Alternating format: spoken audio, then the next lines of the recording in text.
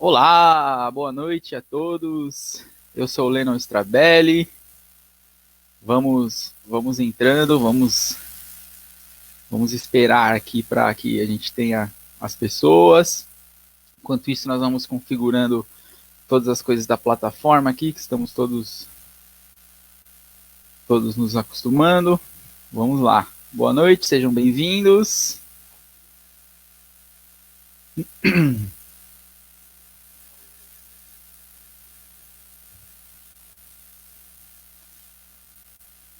Boa noite a todos, bem-vindos. Só vou dar um tempinho para as pessoas irem entrando e a gente já começa. Bom, gostaria de agradecer de antemão, antes de qualquer coisa, ao professor Fábio Miguel, que foi muito solícito, foi bem receptivo à nossa ideia de fazer uma live nesses tempos de quarentena, da gente poder falar um pouco de canto coral, de música na quarentena, de voz, de pesquisa, um monte de coisa, quanta coisa o professor Fábio Miguel tem a nos ensinar, né? Bom, boa noite, vão entrando. Então, vou deixar passando aqui embaixo algumas informações importantes sobre o professor. Façam as perguntas de vocês, vou selecionando, a gente vai conversando e o professor responde aí para a gente com todo o carinho de sempre, tenho certeza. Bom, então para quem não conhece, o professor Fábio Miguel, ele é professor e pesquisador do Instituto de Artes da Unesp. Eu sou aluno dele desde 2017, foi quando eu conheci ele, e eu tive aula de canto coral. Inclusive, esse ano, uma informação importante, o coro da Unesp, coro está comemorando 15 anos de formação neste ano. Desculpa, não falei, é o coro de câmara da Unesp, ele completa 15 anos. E então o professor vai contar um pouco dessa trajetória e etc. O professor também coordena um grupo de pesquisa, o GP Rosia, onde ele vai comentar também para a gente um pouco dessa trajetória. Um ponto importante antes da gente convidar o professor aqui para a nossa live e dar início é que eu montei um coro na Unesp para reunir todos os cursos, né? Porque lá nós temos artes cênicas, artes visuais e música. E eu quis montar um coro para pôr em prática e unir o pessoal e a gente poder trocar, né? Fazer essas trocas. E o professor foi um dos primeiros que me ajudou a montar projeto, sempre ajuda com repertório, etc. Então, eu gosto de reforçar isso porque ele é uma pessoa que está sempre muito aberta, né, a conversar e a fazer essas trocas com a gente. E fora isso, ele também trabalha com as disciplinas de expressão, voz e expressão. Enfim, ele tem um envolvimento muito bacana na faculdade que eu aprecio muito e acho muito valoroso, né, trazer isso aqui para vocês. Bom, é isso, vamos entrando então. Eu vou convidar o professor para a gente poder então já dar início à nossa conversa. Se vocês tiverem perguntas, vão colocando aqui. Só lembrando que é uma série de lives, então a gente tem hoje a live com o professor Fábio Miguel. Amanhã a gente recebe o Gabriel Garcia, que é aluno de composição, e vai conversar com a gente sobre diversos assuntos relacionados a vestibular, preparação, ao que é a composição eletroacústica, etc. E na quarta-feira a gente recebe o Diego que vai tratar do tema de educação musical. Então ele é professor, educador, trabalha com musicalização, aulas de piano, etc. Então bem legal, um pessoal bem bacana aí para a gente ir trocando ideias. Bom, vamos que vamos convidar o professor Fábio Miguel para cá. Professor Fábio Miguel, o senhor nos escuta? Muito bem, Lennon. Boa noite. Boa noite, professor. Seja bem-vindo. Mais uma vez, muito obrigado por aceitar o convite e estar aqui com a gente hoje. Eu que agradeço imensamente o seu convite de participar desse seu projeto. Para mim é um prazer, como eu brinco sempre com vocês, um prazer inoxidável. É verdade.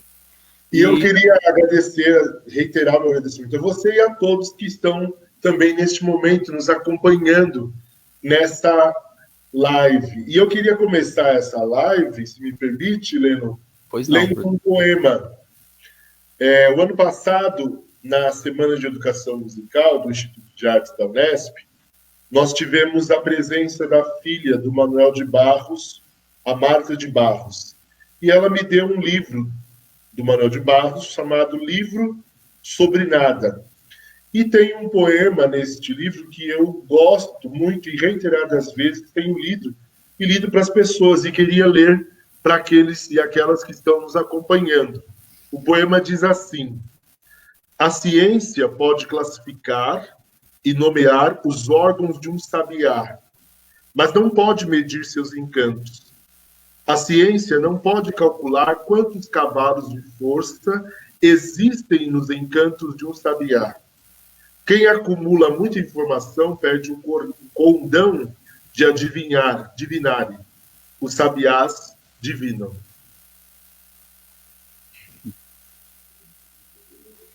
Puxa vida, muito obrigado, hein, professor? Um prazer estar aqui, Leno. Bom, então vamos lá. Eu já apresentei um pouco aí antes do senhor entrar, mas só para contar um segredo, o Fábio estava escutando tudo, né? Tudo bem? Sim. Então eu contei um pouco do projeto de pesquisa que o senhor tem na Unesp. Então, o senhor coordena um grupo de pesquisa em voz, chama-se GPVosia, é isso? A pronúncia está certa? Tá certo. Então, eu queria que você contasse um pouco sobre ele, quais são as principais atividades, interesses, ramos de pesquisa, etc. Então, o GPVosia é Grupo de Estudo, Prática e Pesquisa em Voz do Instituto de Artes da Unesp. Eu constituí esse grupo a partir de agosto de 2012. Então, ele existe, ele é certificado na plataforma do CNPq desde agosto de 2012. Ele é constituído por alunos da graduação, da pós-graduação, e também por pessoas externas à Unesp, que gostam do tema que nós abordamos, que é a voz. Esse grupo, ele estuda de maneira geral a voz nos mais diferentes contextos, seja da voz falada, da voz cantada, no chamado canto popular, no canto lírico. Nesse grupo a gente desenvolve pesquisa coletiva em torno de alguma temática e também desenvolvemos pesquisas individuais. Cada integrante tem a sua pesquisa. Por exemplo, até o início deste ano, nós estávamos fazendo uma pesquisa a respeito de repertório para coro juvenil. Então, nós estávamos levantando repertório para coro juvenil no intuito de formar um catálogo em língua portuguesa de obras para coro juvenil. E, no meio desse processo, a gente, por exemplo, ofereceu um curso de ferramentas de escrita para coro juvenil, onde a gente teve vários professores que ministraram aulas para os interessados. Isso fazia parte do processo. Outra coisa, nós estamos elaborando um texto, um artigo, que vamos submeter à revista Vortex, que é uma importante revista na área da música. Nós vamos submeter um artigo para essa revista com esse material de pesquisa que a gente tem desenvolvido. É basicamente, de linhas gerais, o que o grupo de pesquisa faz. Muito bom, professor, que bacana. E assim, o grupo tem alguns perfis nas redes sociais, né? Inclusive as pessoas podem seguir. E a gente vê lá que o grupo continua atuando mesmo nesse período de isolamento, né? Mas com todo cuidado, de forma virtual e etc. O que está sendo proposto, então? Como que está acontecendo essas atividades no isolamento? No início do isolamento social, eu propus aos integrantes do grupo que nós começássemos a nos reunir virtualmente para dar continuidade no trabalho. E o grupo concordou. Então, desde praticamente 25 de março, que foi a primeira semana de isolamento, nós estamos nos reunindo. A reunião é dividida em várias partes. Nós sempre começamos com uma leitura de um poema. Esse ano eu instituí essa dinâmica, sugeri essa dinâmica. A gente tem uma leitura de um poema, depois a gente conversa e discute algum texto relacionado à voz que foi sugerido por algum integrante do grupo para a gente ler. A gente discute sobre esse texto, etc. e tal. E depois alguém sempre faz algum relato da sua pesquisa, que está, ou que concluiu ou que está em andamento. Inclusive, faz algumas semanas, essas 3 primeiras partes, elas estão abertas ao público em geral. Qualquer pessoa que quiser participar dessa primeira parte da reunião pode participar. É só acessar o link que está disponível no Instagram do grupo GP Vosia, GP_Vosia, e também na página do Facebook do GP Vosia. Você pode participar dessa reunião. Inclusive, lá também tem um link do texto que a gente vai discutir nessa próxima semana. E depois da parte que são os integrantes do grupo, nós continuamos as atividades mais internas do grupo. Por exemplo, esse último mês nós estamos trabalhando o exercício de escuta e de pedagogia vocal das gravações que os próprios integrantes do grupo têm mandado para o grupo, cantando alguma coisa, ou uma peça, ou um vocalize. Então, todos do grupo, cada semana, são 2 pessoas do grupo que gravam e mandam no grupo, e nós, durante a reunião, comentamos e conversamos sobre a execução dessa pessoa. E aí também a gente vai tocando outros projetos. Como nós estamos terminando essa pesquisa do coro juvenil, e vamos iniciar outra, nós estamos, então, numa fase de mudança, lendo textos, discutindo ideias para formularmos uma nova ideia de pesquisa. Estamos também trabalhando numa linha, fizemos um levantamento de diversas personalidades ligadas à voz, que nós vamos fazer um esquema de homenagear essas pessoas ligadas à voz ao longo do tempo, nas nossas redes sociais. Pessoas ligadas ao canto, à composição, ao canto coral, que de alguma maneira estão ou estiveram ligadas à voz. E a última ideia que o grupo tem, que a gente vai falar talvez um pouco mais à frente, na nossa conversa aqui, Leno, é essa questão da atividade coral em meio ao isolamento social. E o grupo também está se debruçando sobre essa questão. De maneira geral, é isso que nós trabalhamos no grupo. Que bacana, professor. Acho que, aproveitando suas palavras, de maneira geral, o grande problema, né, que os grupos corais e até instrumentais encontram nesse isolamento é o fazer musical, né? As plataformas virtuais ainda não favorecem, e, né, enfim, tem inúmeros... A atividade não precisa parar, mas ela não acontece da mesma forma, né? Acho que isso é necessário de ser estudado e de ser preparado com muito carinho, né? Não é fácil, não é só, canta aí, toca aí e pronto, né? Exato. Tá, bacana. Bom, deixa eu fazer uns pontos aqui, ó. Umas pessoas interessantes estão nos assistindo, professor. Tem uma mensagem aqui para você, da professora Lilian. Olha aí que legal. Querido Fábio, a voz mais linda do Instituto de Artes. Isso. Nossa!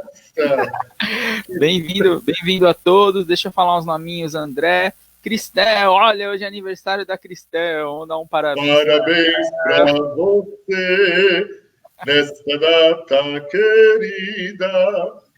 Muito bom. Carol, Rosana, Daniel, aê, muito bem, professora Lilian. Inês, que legal, sejam bem-vindos. Professor, aqui embaixo está o Instagram, tá correto? Tá certinho? É isso mesmo. É isso mesmo? GP_Vozia, é isso mesmo, Breno. Obrigado. Imagina, sigam lá então, é o grupo de pesquisa que o professor coordena e tem vários alunos com trabalhos muito legais, muito interessantes. Bom, professor, agora eu queria voltar um pouco à pergunta. Aliás, as pessoas que tiverem perguntas aí, vão fazendo, tá bom? Que a gente vai selecionando. Olha, o professor William! Olha só, a voz do Olha quanta gente chique! A voz do professor Fábio é o assunto do Então, momento. ele tá com saudade só da minha voz, de mim não, né? Fala para ele que depois a gente conversa, tá? Aí, professor William, fica a cobrança aí no ar. Professor Fábio, então, eu gostaria de primeiro pedir para quem está assistindo a gente, se tiverem perguntas, podem fazer, que a gente vai colocando aqui no meio da nossa conversa. Segundo, professor, queria direcionar a nossa conversa agora para a sua pesquisa. Parece que você coordena o grupo, mas você também tem uma pesquisa que todos os professores têm, né, dentro da universidade. E eu queria que você falasse um pouco sobre ela. Exato. A pesquisa, os professores do Instituto de Artes da Unesp, nós temos que desenvolver uma pesquisa trienal. Então, 2015 a 2017, eu desenvolvi uma pesquisa que era a respeito de técnica vocal no contexto coral.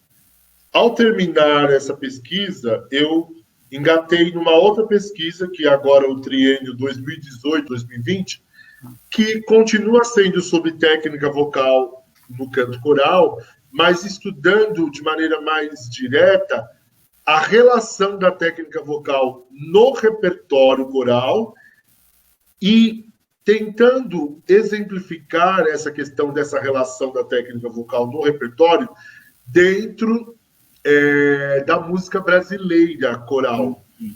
Porque, como é sabido de todos, nós temos muitos manuais, livros que tratam de técnica vocal para coro, mas sempre esse repertório é o repertório norte-americano ou europeu. Há poucos ou quase nenhum materiais ligados às especificidades do canto coral na música brasileira. Então, essa minha pesquisa, ela está se debruçando sobre esse assunto, a relação da técnica vocal com o repertório, com foco na música brasileira. E para essa pesquisa, eu tenho 2 orientandos de iniciação científica de Bolsa PIBIC, que é muito importante, porque, inclusive, nós estamos agora, no meio dessa pandemia, ameaçados de não conseguirmos ter os nossos orientandos de iniciação científica PIBIC, por uma série de cortes que estão sendo feitos nas bolsas. Eu tenho 2 orientandos de Bolsa PIBIC que me ajudam nessa pesquisa. Um é o Michael Pereira, da licenciatura em música, e o outro é o Pedro Almeida, também da licenciatura em música, que trabalham comigo nessa pesquisa.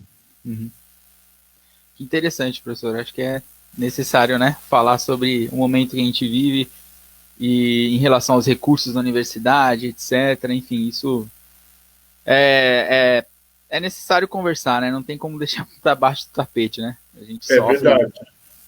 Mas vamos seguir o nosso roteiro aqui. Quem sabe a gente não discute isso mais para frente. Ok. Bom, professor, você é professor de canto coral e de disciplinas relacionadas. Eu apresentei aqui o senhor antes da gente começar, e antes de você entrar na live, e eu disse que esse é o ano em que o coro de câmara da Unesp completa, no caso, né, 15 anos.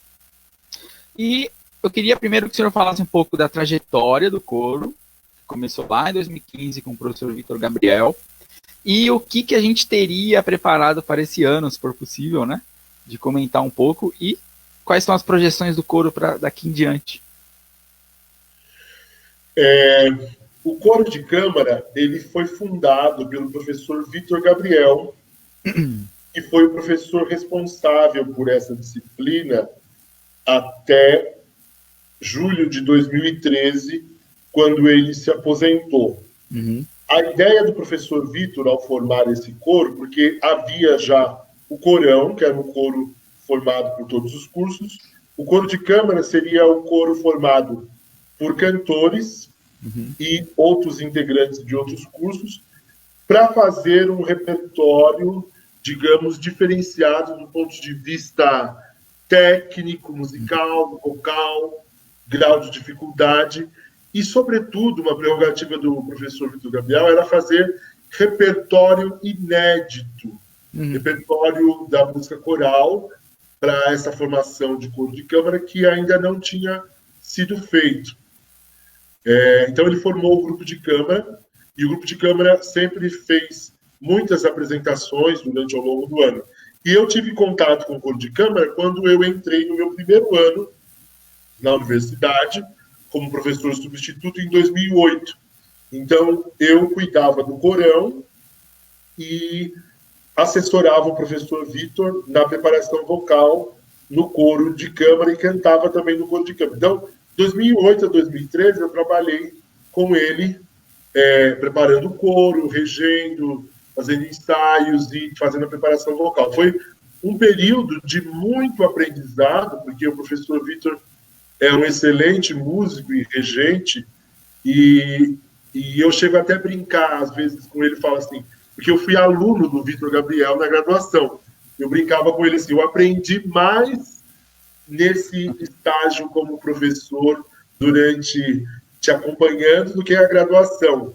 Então, é uma atividade muito intensa. Então, nós fazíamos viagens para Minas Gerais, na cidade de Ouro Preto, Tiradentes, Mariana, levando o repertório para fazer com órgãos históricos ali com a professora Elisa Freixo. O coro de câmara cantou diversas vezes com orquestras, por exemplo, em 2009, inclusive no meio de uma quase pandemia, graças a Deus não chegou a ser uma pandemia, da gripe chamada suína na época, nós estávamos preparando o Lobgesang. Quase que o Lobgesang não sai, mas saiu em agosto de 2009, nós apresentamos com a USUSP sobre a regência do professor Lutero Rodrigues, e o coro sempre foi fazendo, o professor Vitor Gabriel se aposentou, eu continuei o trabalho. Em 2014 ingressou o professor Paulo Moura, que também começou a trabalhar conosco na área de canto coral, né? Tanto no coro de câmara quanto no corão, e nós fizemos várias apresentações, repertório Requiem de Brahms em 2014, com a Orquestra Sinfônica de Campinas, a Missa Lord Nelson com o maestro Lutero Rodrigues, uma peça do Norman Delojoy, o Ode a Santa Cecília, para instrumentos de sopro, sobre a regência da maestrina Mônica Giardini. Então, o coro de câmara sempre fez repertório diferenciado. Tanto é que, em 2015, com 10 anos, nós recebemos a visita do coro de Harvard, no Instituto, que foi um momento memorável, que nós tivemos a presença do coro de Harvard e o trabalho do regente Andrew Clark, que é regente até hoje do coro de Harvard. Inclusive, deixo a dica, tem uma peça no YouTube, How Sweet and Fair, que o coro de câmara cantou sob a regência do Andrew Clark. Esses dias, inclusive, eu postei a clarinetista que tocou conosco, que, desculpa, esqueci o nome agora, ela colocou no YouTube, e aí eu repliquei nas redes sociais, mas está lá. Professor, só enquadra um pouco. Aí. Mais para cá. Aí, agora sim. All Sweet and Fair, do compositor Stephen Chapman. É uma peça belíssima para clarinete e coro. Então, em 2015, nós tivemos a visita do coro de Harvard. Foi um momento. Eles passaram uma semana aqui conosco. Tivemos 2 concertos, um no Teatro Maria de Lourdes Sequef, lá no IA, e outro na Catedral Evangélica. Foi um momento de muito aprendizado conjunto. E agora, esse ano, nós estamos completando 15 anos. Então, eu queria fazer algo que deixasse também memorável na cabeça e na vida das pessoas. Então, por exemplo, eu estava planejando em trazer ex-alunos do coro de câmara para cantar conosco. Isso vai depender de como as coisas vão suceder, mas vou dizer o que é o plano. Então, fazer um encontro onde a gente pudesse se apresentar e trazer os coros desses alunos, né? Nós estávamos projetando fazer 3 Tedeums. Um Tedeum do José Maurício, um Tedeum do Haydn e um Tedeum do Edmundo Villani Cortes, que, aliás, ele nem sabe ainda, mas eu vou encomendar um Tedeum para ele novo, porque ele tem um Tedeum, mas é um Tedeum para grande orquestra, e eu preciso de Tedeum para orquestra de cordas, orquestra mais reduzida. Então, há esse plano de fazer esses 3 Tedeums para a comemoração dos 15 anos. E também montarmos uma galeria de fotos, com fotos de concertos e integrantes de diversas épocas. Enfim, estamos organizando várias ideias que vai depender, que elas, para serem executadas, vai depender de como a vida vai continuar nos próximos meses. Que legal, professor. Eu lembro uma vez numa aula que o senhor comentou sobre a organização do coro de Harvard, né? Eles têm uma equipe, todo mundo participa, era isso, né? Cada um tem um cargo hierárquico dentro do coro para trabalhar na produção, né? Exato. Pra você ter uma ideia, quando eles entraram em contato comigo, um ano antes do encontro, um ano antes, não, eles entraram comigo antes do encontro, quase 2 anos. Nossa. Um ano antes da data acontecer, veio uma equipe deles com 2 integrantes para visitar o Instituto de Artes da Unesp, em maio de 2014. Eles vieram, participaram do ensaio do coro de câmara, conheceram as instalações do IA um ano antes. Então, eles, de fato, são muito organizados. E depois, conversando com eles, descobri que eles estavam organizando essa viagem há mais de 3 anos antes. Caramba! Nossa! Não, é invejável, né, professor? Outra estrutura, né? Ah, sim, sim. Aqui no Brasil, a gente vende o almoço para pagar a janta. E agora, nessa situação, nem isso quase mais vai dar para fazer. É verdade. Bom, dando sequência aos temas mais polêmicos aqui da nossa conversa, né, professor? Uau! Bom, eu como aluno, né, da Unesp, e seu aluno, claro, a gente nota, né, dentro da comunidade do Instituto de Artes, que o senhor é o único pesquisador e professor negro do Instituto. Aliás, o senhor mesmo coloca, né, isso nas suas redes sociais, e principalmente no ano passado, que o professor Juarez Xavier, que é um colega do senhor, né, professor da Unesp também, sofreu um ataque racista. O senhor ficou bem comovido, eu me lembro, e fez diversas falas sobre o ocorrido e a tal situação. Isso foi bem, enfim, dispensa comentários. Então, primeiramente, eu gostaria que o senhor comentasse sobre a sua trajetória musical até aqui, até 2020, Fábio Miguel, desde comecinho do Fábio Miguel. Nossa, meu filho, minha trajetória musical começa no Paleolítico, então nós vamos precisar de uma live de tempo ad eterno. Estou brincando. Certo. A minha trajetória musical, ela começa na igreja. Eu sou da Igreja Batista, frequentador assíduo, inclusive,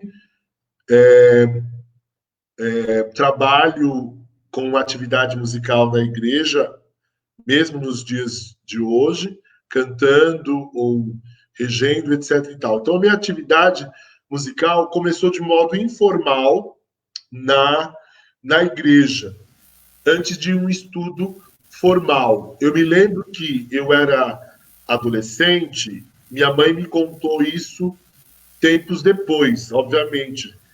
Ela disse que pediu para uma senhora da igreja para que eu cantasse no grupo, porque ela achava que eu era uma criança muito tímida, etc e tal, e que talvez se eu ingressasse num grupo eu ia me enturmar e ia criar laços ali naquela comunidade. E eu comecei então a cantar num grupo que na época era de crianças e adolescentes que chamava-se Baluarte Mirim e que tinha um outro grupo chamado Baluarte, um grupo já de adultos. Então eu comecei nesse grupo cantando.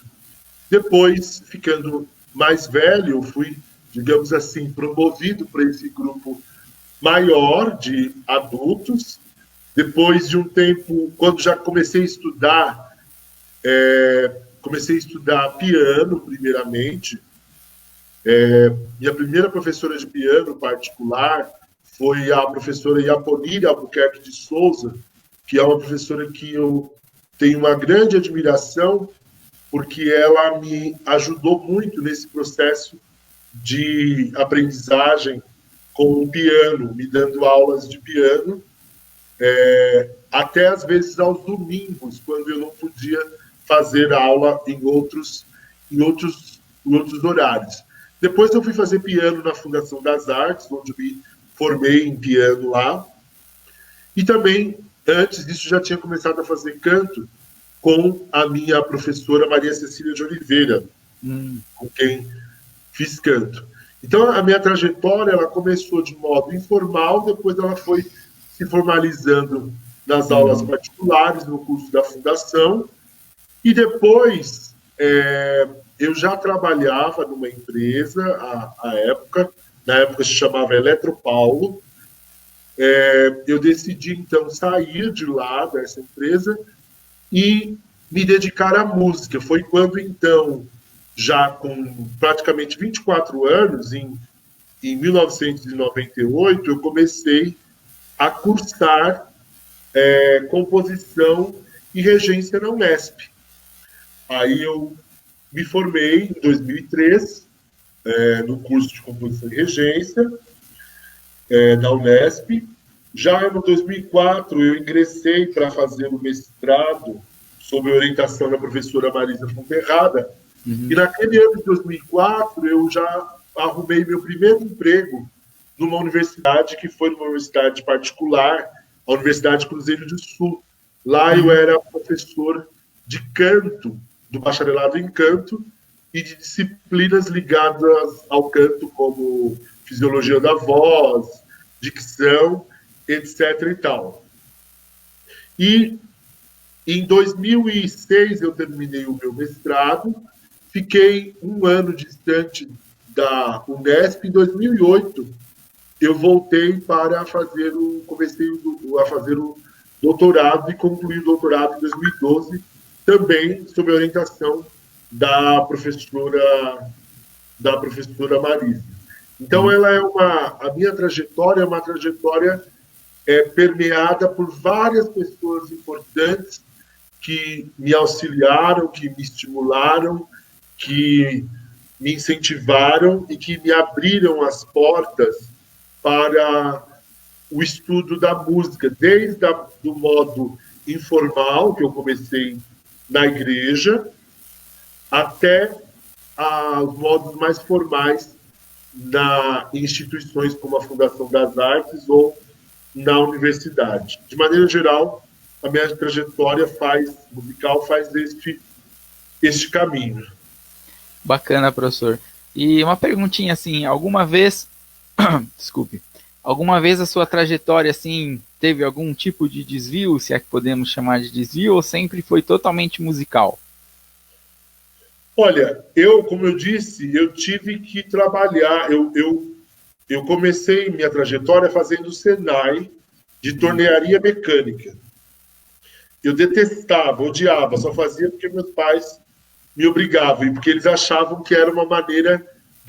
Eu vim de uma família muito pobre, que não tinha condições de bancar os meus estudos de modo nenhum, e sobretudo estudos musicais. Estudar música era um luxo. E naquela época, na minha época, eu me lembro, eu não lembro de ter programas institucionais como URI, Bacarelli, que atendem as muitas crianças e jovens que querem estudar música. Então, era muito difícil.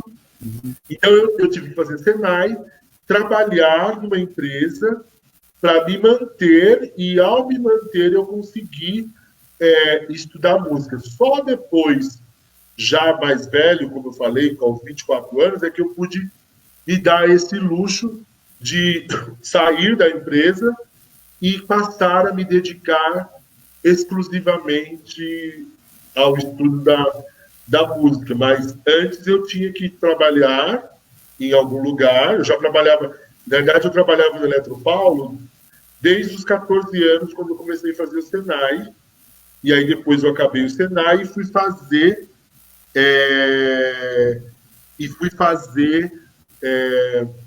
como é que se fala? Trabalhar na empresa, e aí fui até eu sair da empresa em 1995. Então, eu entrei em 87 na chamada Eletropaulo, que agora é Enel, né? Eletropaulo, e fiquei lá até 1995. Entendi. Que bacana, hein, professor? Que história bacana. Inclusive, olha aí, o Daniel já até se encontrou aí na sua história, parecida. Ah, que legal. No Brasil é muito comum a gente ter essa história de batalha verdade. Em todos os segmentos, né? Sim, verdade. Bom, deixa eu aproveitar aqui para ir dando uns boa noites, enquanto o professor descansa a garganta. Juliana, boa noite. Hudson, boa noite. Abigail, Tomás, olha o Tomás aí. Tomás é nosso... Ai, Tomás, nosso grande professor aqui com a gente. Professora Sandra. Professora Sandra, ela rege um coro da Unesp também. E ela está sempre nativa aí nas atividades musicais, a gente sempre se encontra por aí. Fui aluno dela e agora a gente... Ela também trabalha no ramo de regência coral e a Sandra, eu conheço a Sandra. Ela foi professora na Fundação das Artes. Ah, olha só. Estruturação, Sandra... quando eu cursei Fundação das Artes, ela foi minha professora. Pois é. Gente muito boa, competentíssima. Olha aí, a Esther Miguel mandando de novo umas saudades do vozeirão do professor. A Esther Miguel é minha sobrinha, Aqui, Carol Romano. A Carol Romano está perguntando se é a sua primeira live. Boa pergunta, professor. É a sua primeira live? Olha, a live que está dando certo é essa, porque eu fiz uma que eu passei um vexame. O André Gabi, que é meu amigo de Belém do Pará, me chamou para fazer uma para falar de técnica vocal. E como a gente não testou a gente até testou, mas meu celular pifou na hora, então ele caía e ressuscitava. Por isso, para você fazer essa live pelo computador, porque aí a gente não corria esse risco. Aí é garantido, né, professor? Mas eu fiz uma live com o André Gabi. Em março, se eu não me engano. Então tá bom. Então a resposta é essa, segunda live, mas é a primeira live que está funcionando. Que dá certo. Até agora está funcionando, né? A gente não pode criticar não pode falar bem do goleiro. Já ouviu esse ditado, professor? A gente não pode falar bem do goleiro até que o juiz apite o final do jogo. Entendeu? Interessante, vou guardar esse ditado aí. É isso. Bom, professor, agora então a gente entrou num assunto um pouco mais voltado para formação, para música. Olero, desculpe te cortar, eu acho que eu não respondi uma parte da sua questão. Quando você falou da questão que eu coloco no meu Instagram, que eu sou o único professor negro no Instituto de Artes da Unesp, porque na realidade, inclusive na minha época de graduação, eu era o único aluno negro da minha turma. O curso de composição e regência tinha 20 alunos. Eu era o único aluno negro, porque na minha época, em 1998, não havia ainda políticas de cota para pretos, pardos e indígenas. Hoje, felizmente, eu tenho a grata satisfação de ter muitos alunos negros em todos os cursos, e isso é um avanço para a educação brasileira, para a conquista brasileira, mas é um alerta que eu deixo no sentido de que, para a gente parar e pensar, na Unesp nós temos poucos professores negros. Por que que nas universidades públicas brasileiras nós temos poucos professores negros? Aliás, nas artes em geral, sobretudo no canto lírico, porque nós temos pouca presença dos negros. É preciso mudar isso, é preciso abrir espaço. Nós estamos conquistando o nosso espaço, mas o Brasil ainda é um país que tem muito racismo, mesmo dentro das universidades, tá? Mesmo dentro das universidades onde está a elite pensante, isso não deveria acontecer, mas existe. E então é preciso mudar a mentalidade, abrir a cabeça para que todas as pessoas, sejam elas de que cor, de que classe social sejam, tenham acesso à universidade, tenham acesso aos altos postos de cargos. Por exemplo, me fala um maestro de uma grande orquestra negro. É difícil. Ou de um grande coral. Quando é que, por exemplo, o coral paulistano, o coral da USESP, o coral lírico teve um maestro negro? Uhum. Nunca teve. E talvez, se não mudar a mentalidade, nunca terá. Então é preciso mudar a mentalidade. E eu estou falando desses grupos, mas são pelo mundo afora. Você tem muitos negros capazes e talentosos, mas que não é dado espaços e devido espaço a eles. Então, eu furo essa fila no Instituto de Artes da Unesp com muita honra, e agradeço muito a oportunidade que me foi dada, porque como eu vim de uma família muito pobre, eu tenho muitas lacunas da minha formação que foram geradas, inclusive, pela minha condição social. E isso precisa ser visto, né? Isso precisa ser visto. Então, eu me considero um vitorioso de hoje estar na universidade, mas precisamos ter mais negros na universidade, não só como alunos, mas como professores, diretores, coordenadores. Precisamos ter mais regentes orquestrais e regente de coros negros e negras, todos. É isso aí, fica o recado. Eu também, quando eu paro para pensar na minha trajetória curta ainda como aluno, né, eu paro e vejo que, nossa, a quantidade de professores e pessoal de, como o senhor disse, de coordenação, de administração, etc., quantos desses são negros, assim, a gente conta nos dedos. Acho que professor mesmo, assim, de nível de ensino superior, eu tive só o senhor, professor. Pois é. Pois é. Bom, tivemos alguns comentários aqui de um pessoal, ó, tem o Juan, nosso colega, não entendi, deve ser uma piada interna aí de vocês.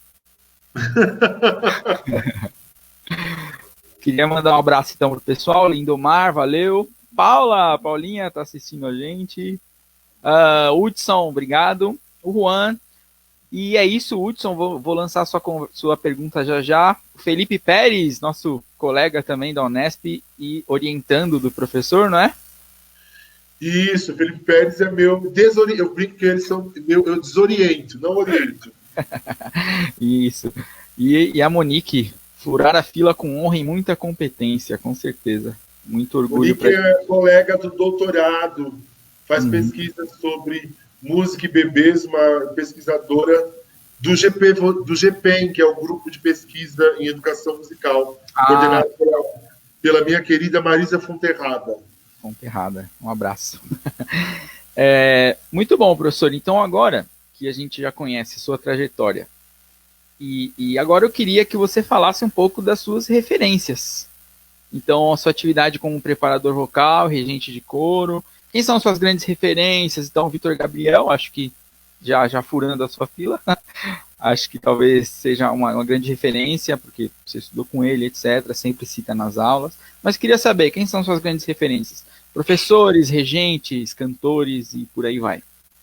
Olha, você sabe, vou lhe confessar uma coisa. Talvez essa minha resposta traga um pouco de escândalo aos nossos ouvintes, mas eu não estou aqui para trazer concordância, eu vim trazer discordância. Essa foi uma das perguntas mais difíceis do nosso roteiro para eu pensar. E te explico por que antes de dar os nomes. Porque, na minha opinião, no século XXI que nós estamos vivendo, e que século esse,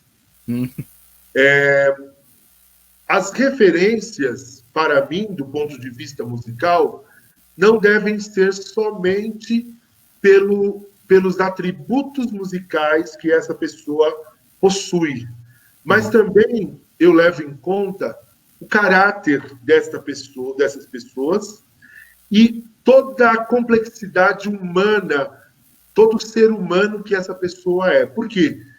Eu não consigo mais pensar no século XXI em pessoas que sejam muito boas musicalmente e que realizem sua atividade musical muito bem, mas não sejam bons seres humanos, não sejam pessoas humanas. Então, quando você me fez essa questão, minha cabeça trabalhou em todas essas variáveis, em pessoas que fossem bons profissionais, bons musicais, bons instrumentistas, cantores, regentes, professores, mas que também tivessem mudado a minha vida do ponto de vista humano. Então, por exemplo, professor que eu começo a falar para você, Fernando Carvalhais.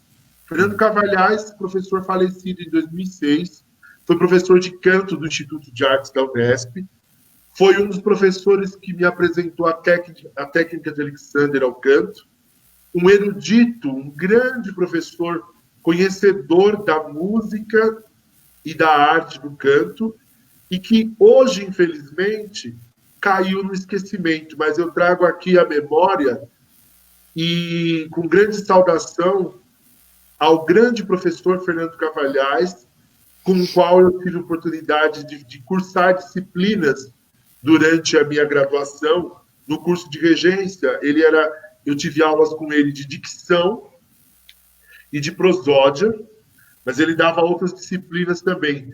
Tive a oportunidade de assistir algumas aulas de canto com ele, então é uma pessoa que eu admiro muito pelo conhecimento que ele deixou, que ele tinha. Tem textos muito importantes na área de voz, que eu incentivo que as pessoas leiam, né? E também pelo grande ser humano que ele era. Uma outra pessoa também como professora que me impactou e tem me impactado bastante é a Marisa Fonterrada, que foi minha professora na graduação, professora de harmonia. Depois eu tive a grata satisfação de tê-la como orientadora no mestrado e no doutorado. Estamos juntos desde 2004 no GPEM, que é o grupo de educação musical, de pesquisa em educação musical que ela coordena, um grupo muito importante na instituição também. Então, nós trabalhamos juntos, estamos juntos, e é uma pessoa que eu admiro muito pelo conhecimento que ela tem, pela garra de vida e pelo ser humano que ela é. Uma outra professora que eu admiro também muito é a Maria Cecília de Oliveira, que foi minha professora de canto. Maria Cecília de Oliveira é cantora, é regente, ela é professora de canto na Fundação das Artes, é uma das sopranos lírico espírito que eu mais admiro nessa vida, que tem uma voz maravilhosa, uma pessoa de um caráter magnífico, que me ajudou muito na concepção da minha voz, no entendimento da minha voz, e também a ser o professor de voz que eu sou hoje. Então, eu também trago essa admiração. O Vitor Gabriel, como você falou, fui aluno dele na graduação, e depois tive a honra de ser colega dele de 2008 a 2013, E hoje nós continuamos, desde então, mesmo depois dele aposentado, a ter contato, fazemos vários trabalhos juntos. Foi ele que, inclusive, me incentivou, me despertou nessa questão do estudo de técnica vocal para coro, e sempre me apoiou e me incentivou na pesquisa. E é uma pessoa que eu admiro bastante, não só pelo seu conhecimento. Uma outra maestrina que eu também admiro muito é a Mônica Giardini. E nós fizemos alguns trabalhos juntos na época, inclusive com o Vitor, com o coro de câmara, uma grande maestrina, uma pessoa muito sensível e muito humana.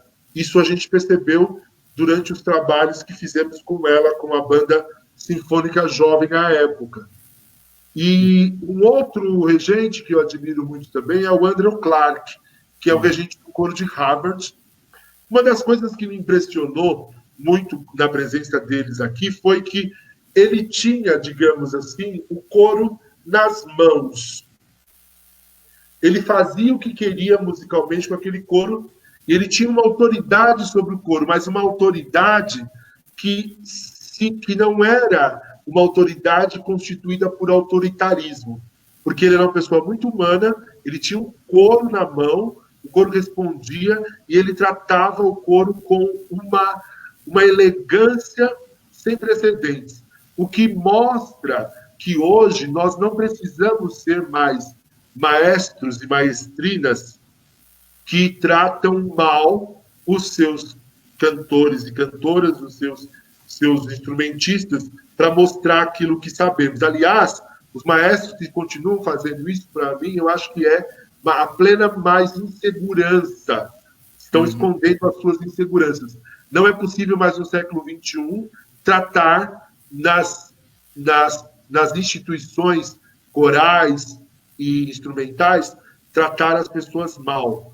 E cantoras que eu admiro muito, eu admiro a Jessye Norman, que partiu o ano passado. Eu vivi minha adolescência ouvindo gravações dessa cantora, admiro e sei que ela tem também um trabalho muito grande, filantrópico, nos Estados Unidos, ajudando pessoas, etc. e tal. Foi uma cantora que muito impactou. Uma cantora recente que eu gosto muito, conheço pouco, mas já tenho grande admiração, é a Luisa Francesconi, que é uma mezzo-soprano maravilhosa, que todas as vezes que eu assisto suas apresentações, seja no contexto operístico ou sinfônico, é muito gratificante. E nas poucas conversas que tive com ela, é uma pessoa muito agradável, muito humana, que reflete na voz dela aquilo que ela é. E uma outra pessoa que eu gosto muito também, muito admirável, muito simpática, muito humana, e uma grande cantora também, é a Edna de Oliveira, que é uma cantora negra, que também furou essa questão dos espaços serem dados sempre para os brancos.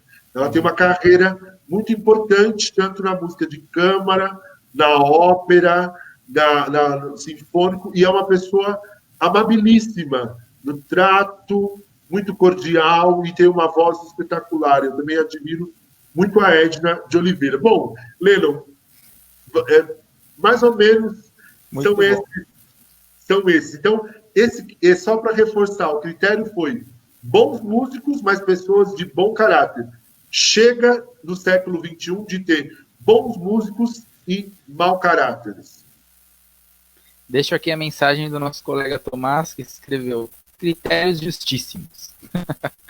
Acho que é isso, professor. Não vai cortar essa parte da live, hein, Lennon? Imagina, professor, tá aí. Pode falar à vontade.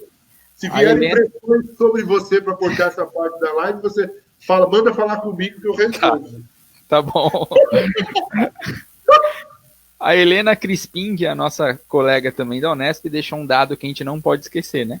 Negros representam 54% da população do Brasil em 2018. E ela deixou um link aí da pesquisa, da matéria e etc. Pois é. Um abraço, Helena Crispim. Isso, muito bom. Professor, acho que agora é um momento muito bom para a pergunta do nosso colega Hudson. Eu vou ler aqui para você, tem a ver com, antes da gente mudar de assunto, né? No Brasil, muitos cantores subestimam o canto coral. Ai, meu Deus.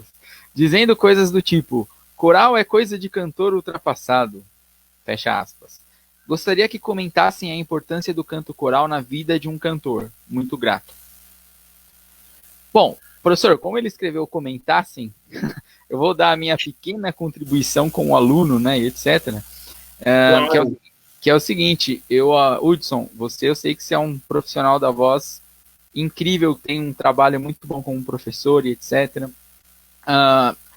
Eu sempre busquei estar ativo dentro de um coro, desde quando eu iniciei meu momento musical, minha carreira, entre aspas, musical, porque por conta de várias coisas. Primeiro que no coro eu acho que a gente tem o envolvimento coletivo, né? Então a gente tem o fazer musical com o outro. Então a gente aprende a se ouvir, então a gente aprende a controlar diversas coisas que dentro aqui do nosso quarto não dá certo, né? Enfim, vou deixar até para o professor comentar tudo isso que ele acha de que é valioso para se cantar num coro. Agora, ele tem muita razão, né? Tem muitos cantores que realmente subestimam. Eu queria aproveitar e fazer uma pergunta para o Fábio Miguel, da onde que eles tiram essa ideia de que cantar subestima? Se é alguém que coloca na cabeça deles, olha, coro é coisa para iniciante, né? Normalmente a gente escuta isso, né? Ah, ficar cantando aquelas musiquinhas lá, aquelas melodias, etc. Ou às vezes ele tem muita gente também, Hudson, que conecta o canto coral com a educação, que eu acredito que existe, o canto coral e é um meio de educar, é um meio educacional, tanto musicalmente como, enfim, social, né? Ele é isso, mas tem gente que acha que é só isso. Então o cara fala, ali não é o meu lugar, eu acho que eu não vou desenvolver minhas habilidades como cantor ali dentro. Ali é um lugarzinho para a gente aprender a cantar umas musiquinhas. Realmente tem esse ponto, né? Bom, enfim, eu sempre busquei estar dentro de um coro, fez toda a diferença, faz toda a diferença. Eu cantei os meus 2 anos feliz no coro de câmara, pretendo continuar. Logo, logo a gente vai entrar no assunto aí de futuro, né? Porque eu acho que é muito importante e para todas as pessoas que eu convivo, eu sempre falo, busca cantar num coro, mesmo que você toca qualquer instrumento, ou se nem toca nenhum instrumento, vai cantar num coro, porque não dá para explicar muito, né, como é que funciona, mas subestimar é a grande questão, né, é o que eu queria que o professor reforçasse na resposta dele. Então é isso, desculpa, falei demais, professor, desculpa, a live é sua e eu falei demais, desculpa, segue você. Imagina que é isso. A gente está aqui numa conversa, num diálogo, vamos trocando informações. Essa questão de vamos começar por a questão de subestimar. Às vezes pode ter a ver com as próprias referências que o cantor tem de canto coral. Em que sentido? Às vezes, os próprios professores, no caso de cantores, hoje em dia já não mais, mas em épocas anteriores, você tinha, às vezes, alguns professores de canto que não gostavam que os seus alunos cantassem em coral, porque alguns achavam que o aluno cantar no coro ele iria atrapalhar o desenvolvimento da voz solista dele. Hoje em dia, isso já não é mais um pensamento tão recorrente, mas a gente ainda tem as sombras, às vezes, desse pensamento. Há também, por falta dos estudantes, às vezes, uma falta de visão panorâmica e mais geral e global do mercado de trabalho, porque muitos cantores ingressam, muitos alunos no âmbito da universidade ingressam para estudar canto, pensando que ao se formarem serão os cantores, os próximos cantores do Metropolitan Opera House de Nova York. Sendo que a atividade coral é, tanto para o canto quanto para o pianista, um vasto oportunidade de desenvolvimento musical, técnico e de trabalho. Então, essa questão de subestimar tem a ver com uma mentalidade instaurada ao longo da história do canto coral no Brasil por parte de algumas pessoas, que isso precisa ser modificado. Por quê?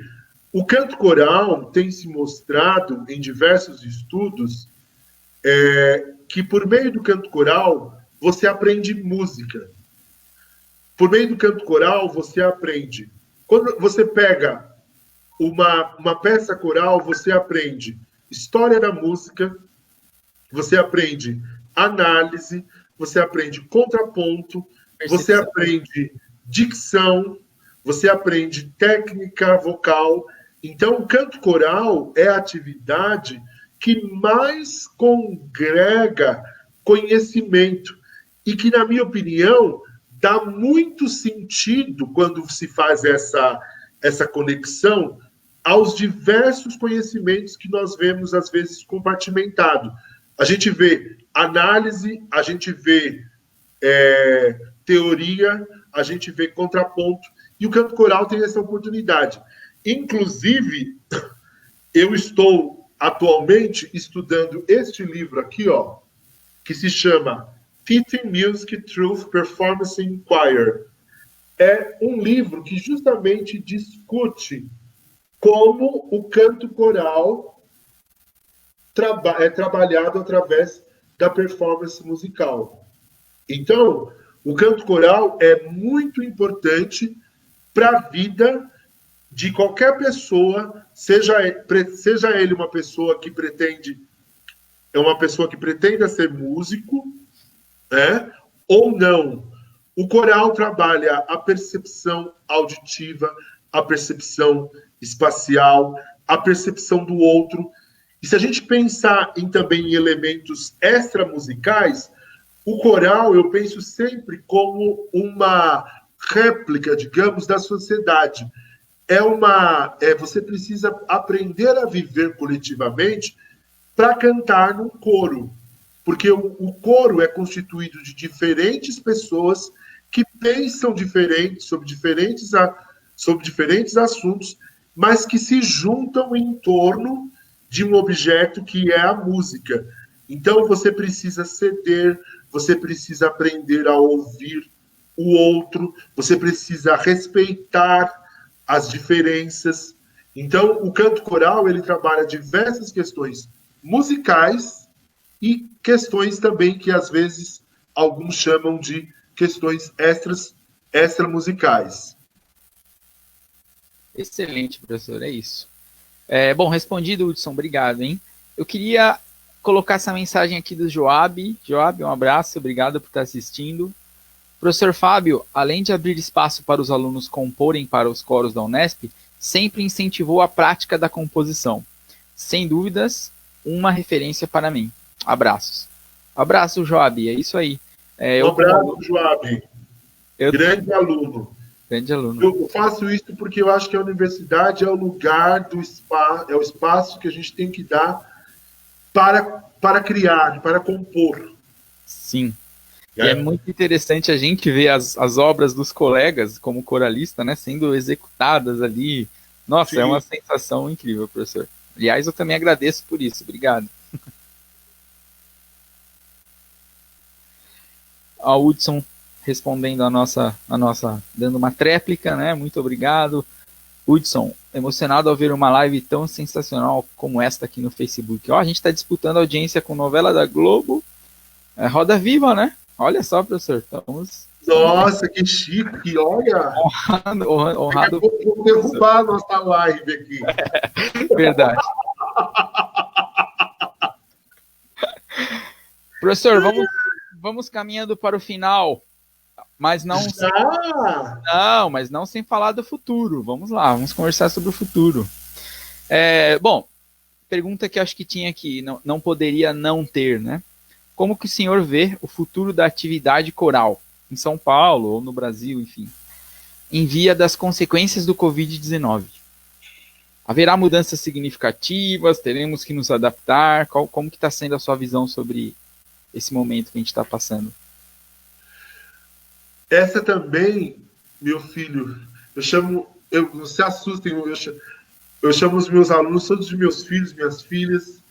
O meu filho, uma pergunta bastante complexa também, porque as mudanças, a atividade coral, vamos pensar assim, ela é uma parte de toda a nossa vida. Toda a nossa vida social, econômica, emocional, espiritual, física, tem sido afetada pela pandemia causada pelo novo coronavírus. Então, é preciso pensar em soluções que sejam construídas a partir de rede de ações. Não é possível pensar para esse problema, no aspecto relacionado ao canto coral, em soluções fragmentadas. Mas eu digo que nós ainda não temos respostas para esse futuro, Lelo. Por quê? Muitas pessoas já, desde que começou a pandemia, os coros, eu tenho recebido notícias, eles têm procurado alternativas, se reinventar. Tem feito aquelas gravações de músicas, né, que a gente grava em casa, separado, depois o regente edita, etc. e tal.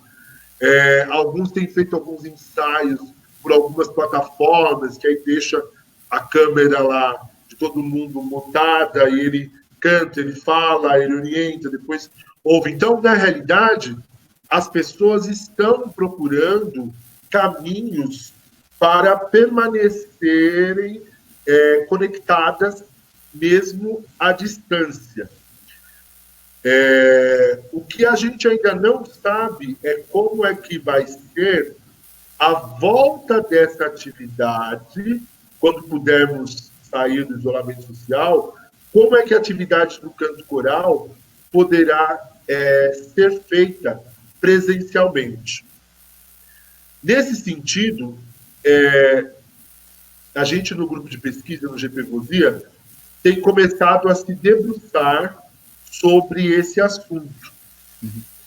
E também, completando isso, eu e alguns colegas de algumas universidades aqui de São Paulo, vamos ter uma reunião quinta-feira, onde a gente vai, entre outras coisas, conversar sobre isso. Porque a nossa ideia, uma das nossas ideias, já adianto aqui, é levantar estudos que tratem dessa relação da voz com o Covid. Para que a gente, porque para qualquer decisão que venhamos a tomar, é preciso que a gente tenha dados e que tenhamos dados científicos comprovados, estruturados, em cima dos quais a gente possa se basear. Por exemplo, há alguns dias atrás, saiu um estudo da Universidade de Freiburg, falando dos riscos do coronavírus para o canto individual, para o canto coletivo e para os instrumentistas de sopro e para os instrumentistas de teclado, por exemplo, piano. Com relação ao canto coletivo e ao canto individual, esse estudo apontava que, por enquanto, ainda não é possível fazer atividades corais presenciais, mesmo porque, se tivesse que acontecer alguma coisa nesse sentido, inicialmente, a distância que eles sugeriam de uma pessoa para outra era de 3 a 5 metros, e uma redução no número de pessoas nessa atividade, e também uma diminuição no tempo de ensaio, ou a realização dessa atividade em espaços abertos.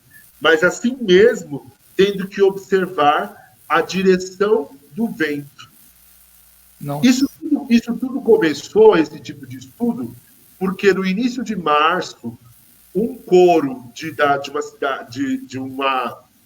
um agrupamento ali de Washington nos Estados Unidos, esse coro ele tinha 121 pessoas. Nesse dia 3 e 10 de março, por algumas razões que não me veio ao caso agora, esse coro esteve presente com 61 pessoas. Mas quase 90% dessas pessoas se contaminaram porque uma pessoa apresentava. Então começou uma grande especulação de que o canto e o canto coletivo é um grande disparador do vírus.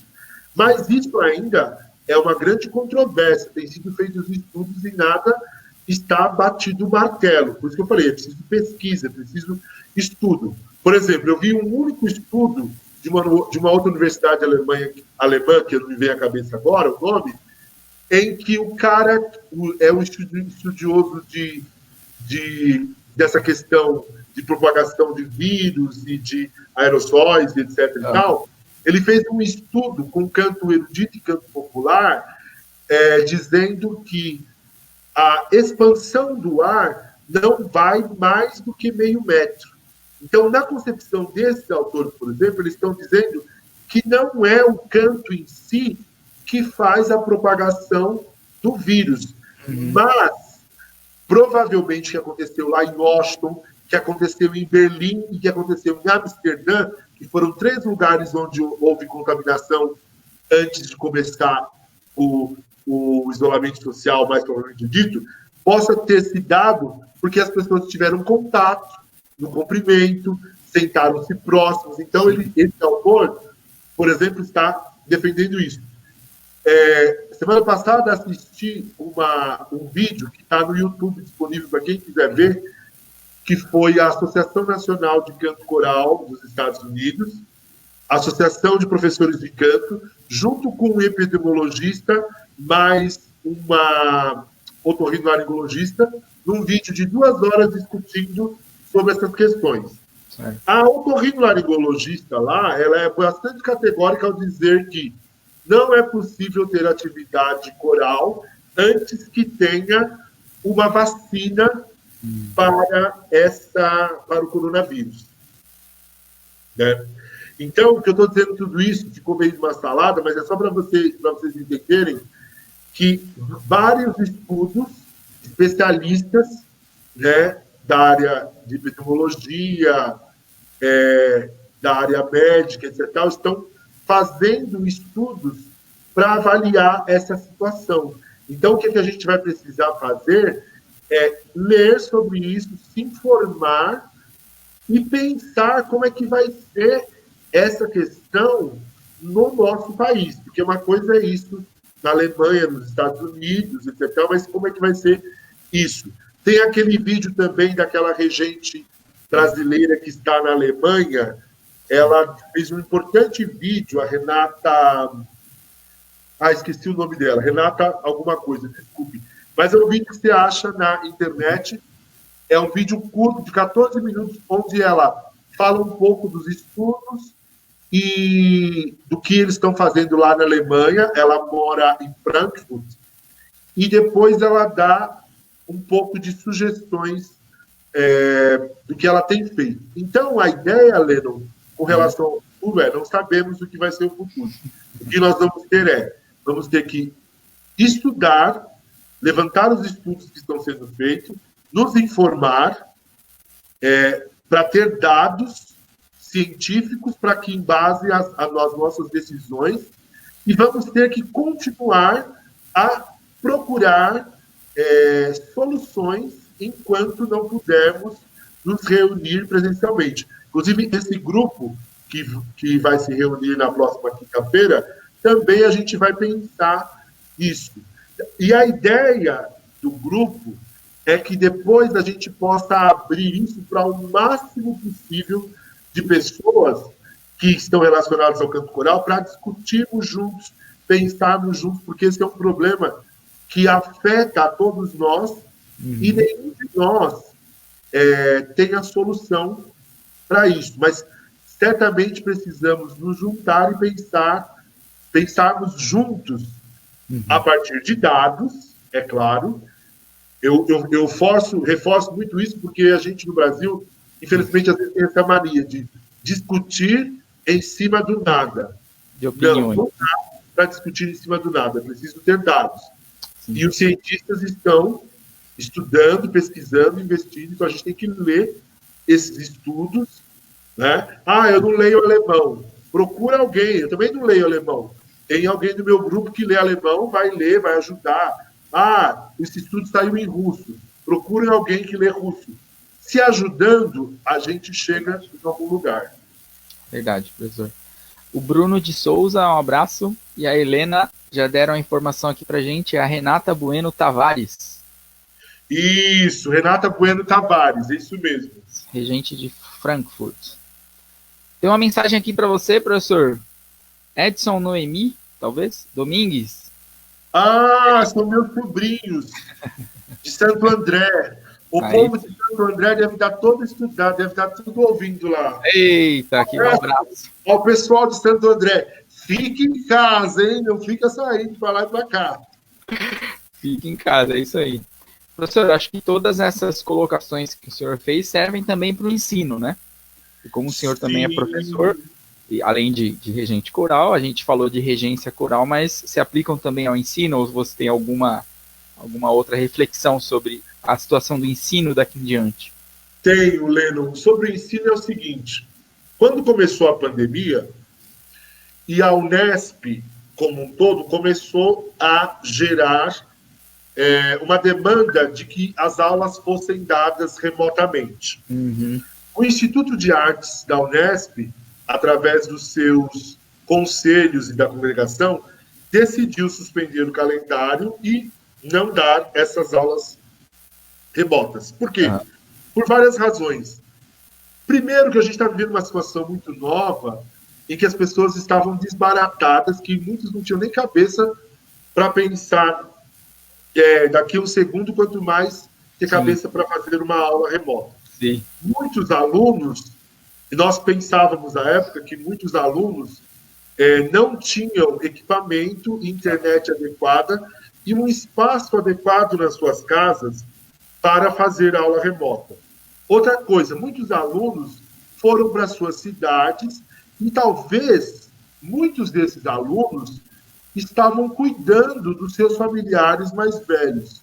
Uhum. Então, agora nós estamos numa fase que a gente pretende levantar dados mais concretos sobre isso, sobre essa questão da total realidade dos alunos com relação à doença, ao acesso à internet, para a gente pensar em soluções. Porque eu acho que, no primeiro momento, quando a pandemia nos assolou, não era um momento para a gente pensar em simplesmente tapar o sol da peneira e sair dando aula.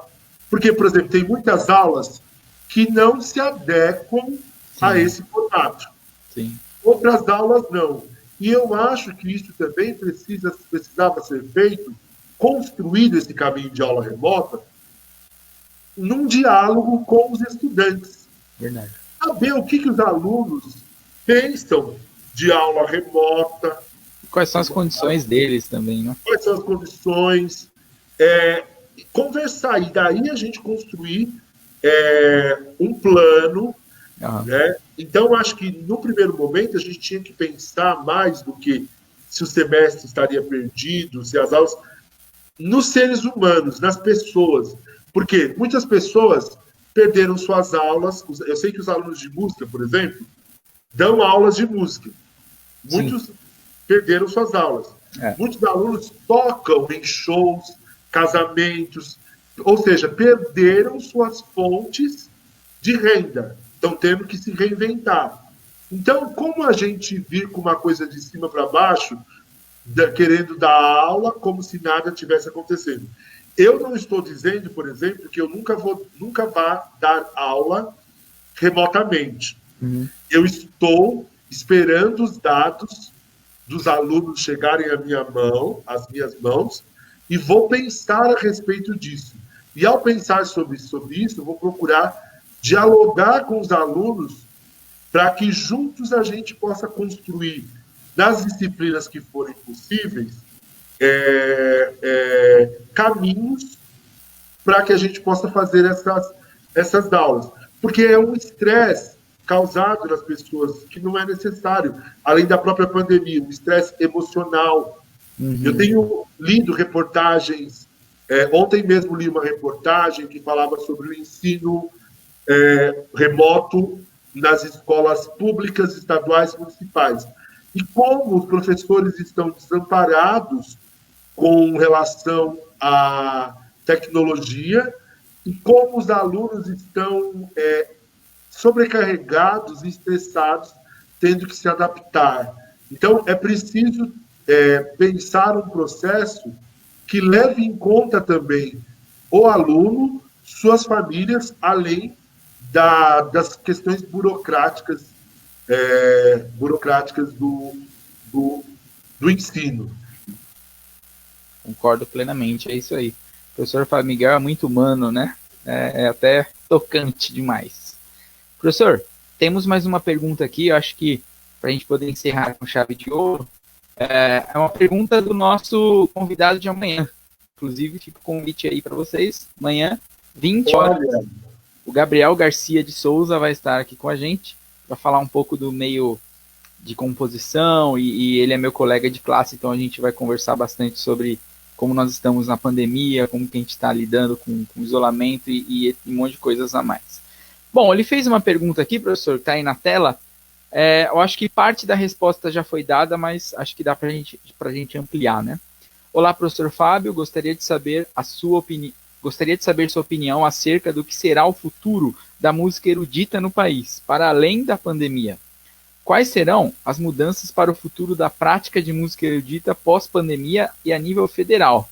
Um abraço para os dois. Um abraço, Gabriel. Professor, um abraço, Gabriel. Obrigado pela pergunta, pela sua participação.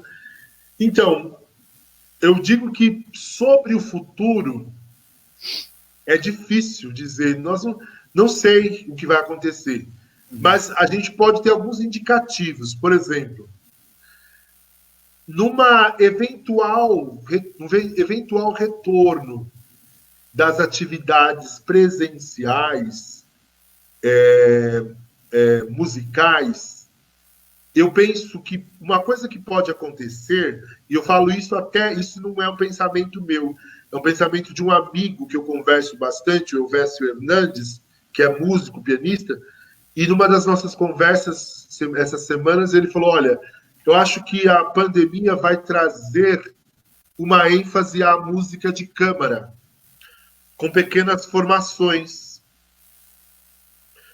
porque é uma das possibilidades dentro dos possíveis protocolos que serão feitos quando as coisas puderem ser feitas presencialmente, talvez possa acontecer. Então, quartetos, quintetos, pequenas formações, talvez a gente vai demorar mesmo, de fato, um tempo para podermos ter grandes formações no palco, orquestras e coro e etc. e tal. Isso é um indicativo que eu acho. Agora, do ponto de vista da cultura e da economia, o que a gente precisa, os artistas, e aí eu falo da maneira mais ampla, artistas, músicos, cantores, instrumentistas, pessoal do teatro, nós precisamos de um amparo para as artes no Brasil. As artes, você vê, por exemplo, relatos na Alemanha, a ênfase como o governo alemão tem amparado os artistas nesse momento. No Brasil, a gente não tem esse... Então, o futuro da música erudita, ele também está limitado, de certa maneira, ao apoio que os nossos governos darão às classes artísticas.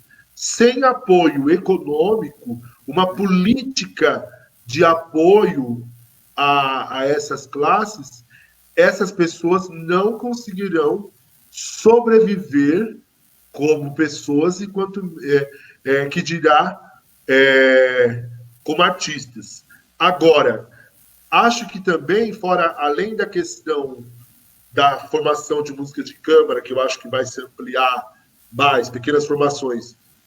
A gente precisa de políticas públicas de incentivo às artes. Também vai haver, talvez, no futuro, uma mudança de mentalidade em relação à produção da música erudita e as suas formas de veiculação para as pessoas. Acho que vai começar a haver, por parte dos compositores, novas concepções de composição para atender esse momento. Haverá também incentivo a novas formas de recepção das obras nesse contexto. Então, vai haver um indicativo que eu também penso que possa acontecer, é uma mudança na mentalidade nessa relação com a música, com os modos de produção da música erudita, né? E com os modos de recepção dessa música. E a última coisa que eu posso falar com relação a isso é a única coisa que eu acho que eu tenho certeza desse futuro para a música erudita será um tempo em que a classe musical, que por muitas vezes e por várias razões que não vem ao caso agora, tende a ser uma classe muito fragmentada e desunida, precisará se juntar para que possamos manter a música, as artes para as pessoas no nosso país. Então, a união, a junção das pessoas vai ser muito importante para esse futuro da música no Brasil. Muito bom, professor. É isso. Tem uma mensagem do Jonathan, nosso colega lá da Unesp. Boa conversa por aqui. Saudades, Fábio, uma referência para mim também. Abraço para os dois. Jonathan, querido, um abraço. Só gente querida nessa live. Quanta gente legal, né? Eu vou deixar uma mensagem aqui que é o seguinte: a voz do povo é a voz de Deus. Então a Juliana colocou, quando a gente falou que ia acabar, né? Ela escreveu, tem que marcar outra live. Bom, tá aí, fica aí o recado. Ô, Leno, deixa eu te perguntar uma coisa. Sim. Essa live, ela está sendo vinculada pelo Facebook, né? Isso. Eu, por exemplo, aí fica uma dica já até para os outros. Eu não tenho Facebook. Eu quero assistir as próximas com os colegas que vão fazer com você. Como é que eu não tenho do Facebook? Como é que eu acesso a sua live? Pois é, eu tive que escolher uma plataforma para poder fazer, né? E o Facebook acho que é onde eu atingiria mais pessoas, né? Eu acho que eu posso conversar com os próximos para ver se a gente faz pelo Instagram. Talvez seja, se o pessoal que estiver assistindo a gente, está acompanhando, for assistir, a gente migra para lá, aí o senhor assiste. E mais outras pessoas, pode ser, é uma boa estratégia. Tá. Aí eu aviso. Consegue assistir quem tiver pelo Facebook. Sim, nesse caso sim. Professor, para a gente encerrar, eu vou experimentar uma ferramenta aqui, ó. Deixa eu ver. Eu queria que o senhor... Você tinha umas sugestões de leitura, era isso? De artigos e etc.? Sugestões de leitura? Tem um monte, olha. Então, eu queria... Tem esse livro aqui, ó. Peraí que eu quero fazer a... Ai, caramba, ele só deixa eu. Vou passar todas as sugestões, tá? Então vai, mostra aí na tela aí para todo mundo ver. Vou pôr só o senhor. Olha, esse livro aqui é muito bom. Mostra pra gente a importância do canto coral, da atividade coral, de como a gente pode trabalhar a música por meio da performance coral. Um outro livro que eu quero sugerir para vocês é o livro da Adriana Cavareiro, Vozes Plurais, que não tem a ver com canto coral, mas é um livro que traz uma concepção de voz muito mais ampla, muito mais geral.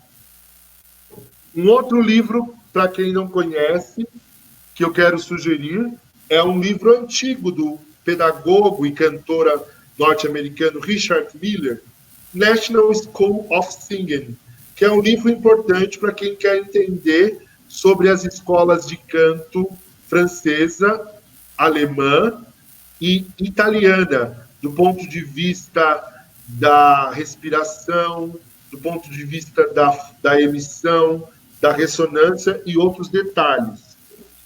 Um outro livro que eu sugiro também, que saiu recentemente traduzido em língua portuguesa, que é o The Structure of Singing, que agora saiu traduzido, A Estrutura do Canto, do Richard Miller também. É um livro que eu recomendo para quem tem interesse em trabalhar com voz, conhecer esse livro. Para quem tem interesse em trabalhar com música, voz na música contemporânea, eu recomendo esse livro aqui da Sharon Mabry, Exploring 20th Century Vocal Music. É um livro que fala sobre a técnica vocal da música contemporânea.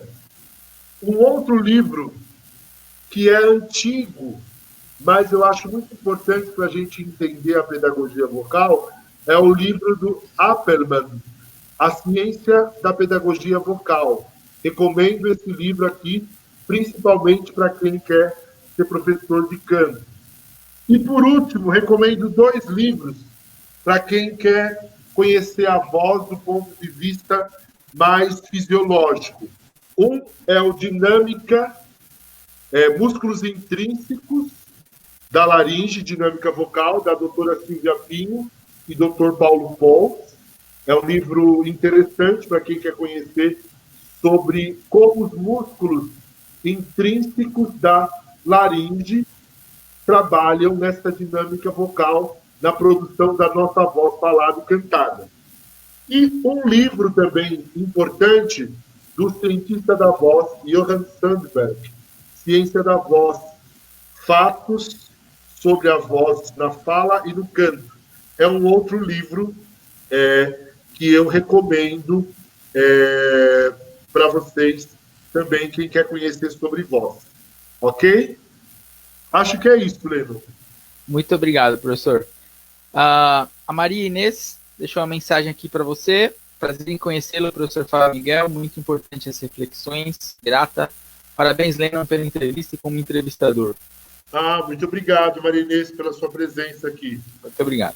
Professor, então eu queria fazer as considerações finais. Eu queria agradecer imensamente a sua presença. Você aceitou o convite de imediato.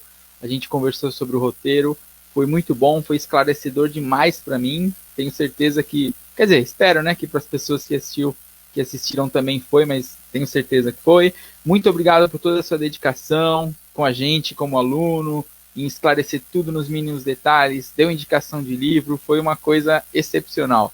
Por essa sua humanidade que toca a gente cada vez que você fala sobre sentimento, que é uma coisa tão perdida, né, no nosso tempo. Então, eu queria agradecer muito pela pessoa que você é, por ser nosso professor e por estar aqui com a gente na live hoje à noite. Eu que agradeço, Leno, por essa oportunidade de compartilhar. Uma das coisas que me deixa mais feliz é compartilhar. Uma das coisas que eu acho que uma das funções do ser humano, nós nascemos para compartilhar. Então, se eu posso deixar alguma mensagem, alguma sugestão, compartilhe aquilo que você sabe, aquilo que você estuda, não guarde só para você. Compartilhar é uma coisa que ajuda as pessoas, mas também ajuda. Quando eu compartilho, eu penso sobre o que eu estou compartilhando, eu reflito, eu repenso, eu mudo os pensamentos. Então, eu acho que nós temos que, principalmente nesse período de pandemia, temos que compartilhar. E compartilhar, Leno, e encerro com isso, para mim, está na essência da palavra misericórdia. Quando a gente pensa a palavra misericórdia, cordis e dare. Miseris é miséria. Cordis é coração. Dare é dar. É dar o seu coração àqueles que estão em miséria. Aí você pode falar, alguém pode falar, mas eu não estou em miséria. Quando eu estou diante de uma coisa que eu não conheço, eu posso ser um miserável daquele conhecimento. E alguém que tem aquele conhecimento pode compartilhar comigo e suprir a minha miséria daquele conhecimento. Então, que nós, seres humanos, aprendamos no meio desse isolamento social a compartilhar, a ter misericórdia de todas as pessoas, porque assim também teremos pessoas que terão misericórdia de nós, e a compartilharmos aquilo que temos tido oportunidade de aprender e estudar ao longo da vida. Obrigado, Leno. A gente que agradece, professor. Obrigado. Sigam o grupo de pesquisa que o professor coordena no Instagram, GP Vozia, está aqui. Sigam também o professor Fábio Miguel no Instagram, que ele posta muita coisa legal. Tem ele cantando bastante aqui, bem legal. E eu queria deixar o convite para amanhã nós vamos receber o Gabriel Garcia de Souza, vai conversar sobre composição, sobre estudar na quarentena, sobre ingresso na universidade e etc. Então, espero vocês lá. Muito obrigado, professor Fábio Miguel. Muito obrigado a todos que ficaram aqui com a gente até esse horário e a gente se vê por aí. Obrigado, professor. Muito obrigado, pessoal. Um abraço. Conectem com a voz. Uns com os outros através da voz. Exatamente. Tchau, gente. Obrigado. Tchau, tchau. Obrigado.